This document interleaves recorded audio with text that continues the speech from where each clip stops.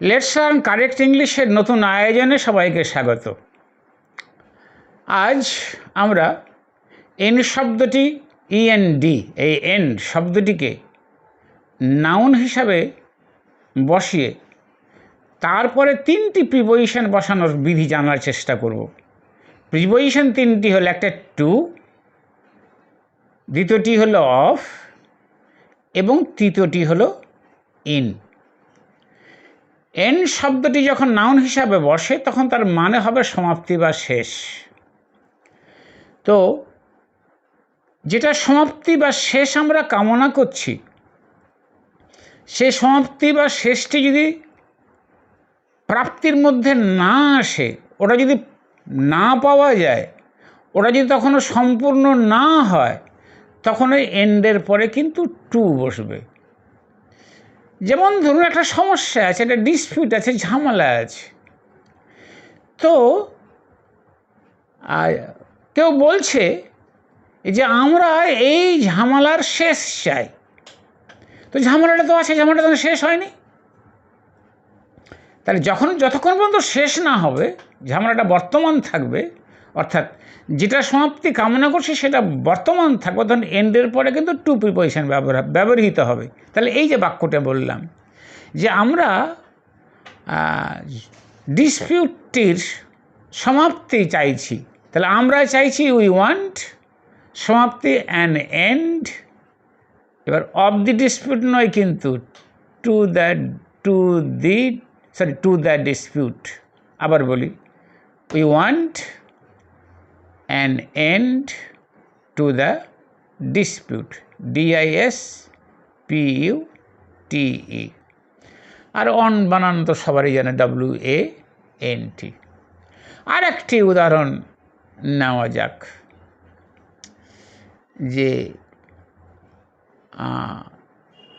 সমস্যার বা দুঃখের শেষ হওয়ার সাথে সাথে লোকটি শান্তিতে বাস করবে। এই যখন কথাটি আমি বলছি তখন কিন্তু ওর দুঃখ, ওর মিজারি, এই দুঃখ ইংরেজি মিজারি ধরলাম, MISERY, সমস্ত দুঃখ, অল মিজারি। তাহলে সমস্ত দুঃখের শেষের সাথে সাথে, তাহলে উইথ অ্যান এন্ড।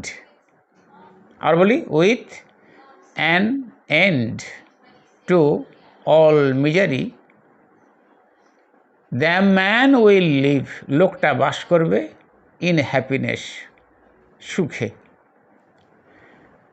এতক্ষণ পর্যন্ত যে দুটি উদাহরণ আমরা দেখলাম তাতে এটি বুঝালাম যে যেটার শেষ বা সমাপ্তি কামনা করা হচ্ছে সেটা তখনও প্রাপ্তির মধ্যে আসেনি, সেটা তখন অর্জন হয়নি।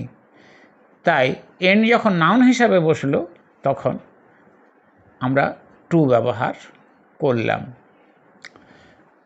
এবার অফ কখন বসবে?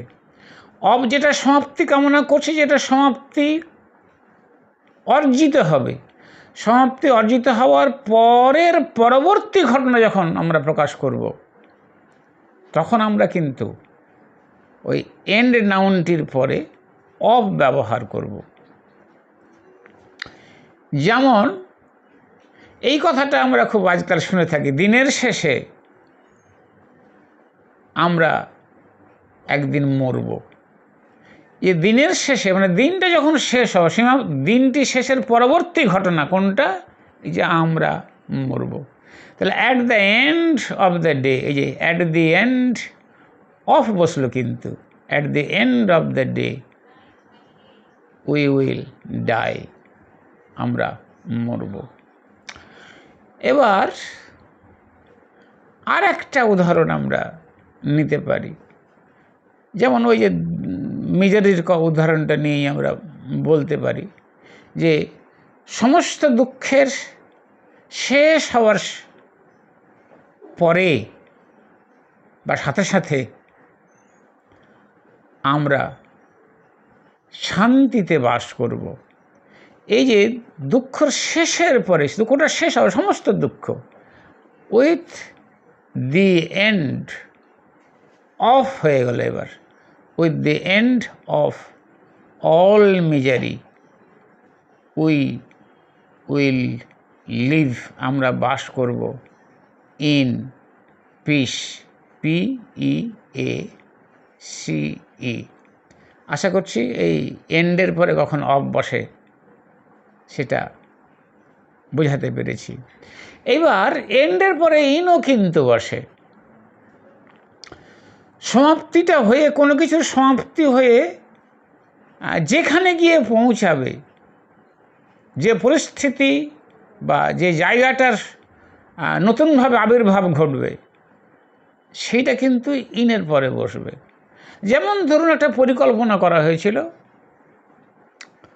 তো ওই পরিকল্পনাটার সমাপ্তি হলো কোথায়? ব্যর্থতায়। এবং এই ব্যর্থতার ফলটা কী হলো? একটা ফ্রাস্ট্রেশন বা হতাশা হলো। তো আমরা এটা বলতে পারি যে পরিকল্পনাটার ব্যর্থতায় সমাপ্তিটা ছিল একটা হতাশার কারণ। তার ইংরেজিটা কী হবে? যে দ্য প্ল্যানস এন্ড, যে পরিকল্পনাটার সমাপ্তি কিসে? In failure. দ্য প্ল্যানস অ্যাপোস্ট্রোফি কিন্তু এন্ড ইন ফেইলিওর, FAILURE।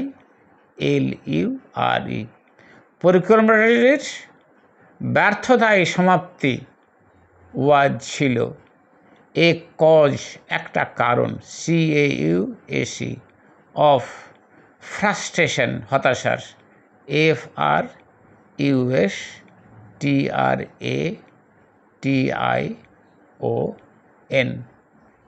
আশা করছি ব্যাপারটি বোঝাতে পেরেছি। যেমন ধরুন কেউ ভ্রমণ করছিল, বেড়াতে যাচ্ছিল বা গিয়েছিল, তো এই জার্নির শেষটা হলো একটা সবুজ মাঠে।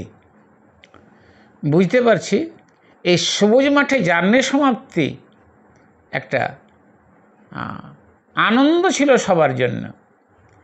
তাইলে আমরা বলতে পারি the journeys end, the journeys, JOURNEY, the journeys end in a green field, কোথায় গিয়ে শেষ হয়েছে? সবুজ মাঠে। ওয়াজ এ জয়, একটা আনন্দ, ফর অল, সবার জন্য। আশা করছি ব্যাপারটা বোঝাতে পেরেছি। আজকের মতন এখানেই, আবার দেখা হবে পরবর্তী কোনো ভিডিওতে নতুন কোনো আলোচ্য বিষয় নিয়ে। তখন পর্যন্ত ধন্যবাদ।